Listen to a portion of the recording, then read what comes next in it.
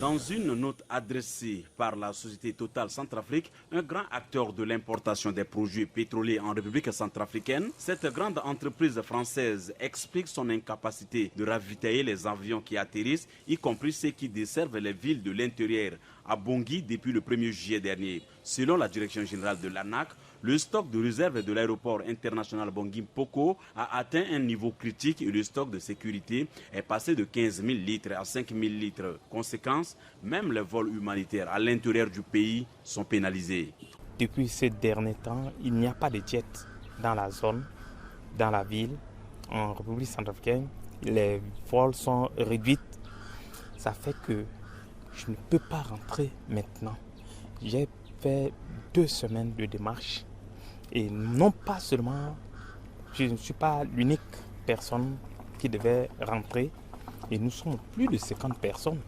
Selon des rumeurs qui planent, il y aura au moins un vol sur 2 semaines. Et ça, c'est très grave.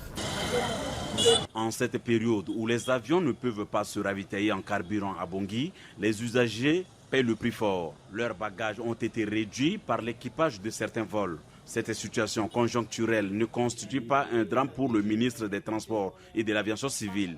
Il minimise cette situation. Selon lui, il n'y a pas de crise. Ceci étant, je pense qu'il y a des mécanismes au plan technique.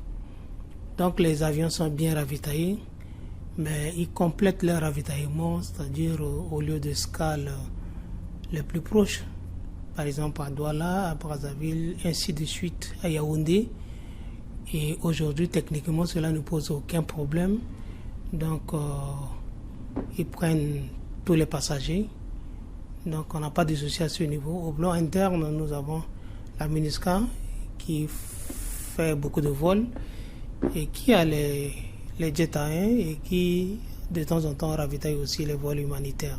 Dans cette situation qui plombe l'économie du pays, il y a une lueur d'espoir. La Société centrafricaine de stockage des produits pétroliers, ou SOCASP, a annoncé dans la foulée l'arrivée de barges contenant 1 500 000 litres de gazole et 500 000 litres de jet A1. L'utilisation de ces produits n'est pas prévue dans les médias. Il faut attendre une certification à l'étranger avant de servir les avions. Nous avons reçu plus de 500 000 litres de jet A1. Il y a d'autres qui sont en train d'être transbordé à Bangui. Mais vous savez, le jet A1 est un produit où, même si on reçoit le produit, on doit recertifier. La recertification, on envoie à Sonara. Le plus souvent, on prend l'échantillon ici, on met à DHL. DHL achemine directement à Limbe pour la recertification. Si après plusieurs mois de crise, un stock de gazole et de jet A1 vient d'arriver à Bangui, le super se fait encore rare dans le pays. En attendant, les avions de grande ligne jusque-là épargnés peuvent continuer à décoller et atterrir au grand bonheur des passagers qui ont vu leur vol annulé.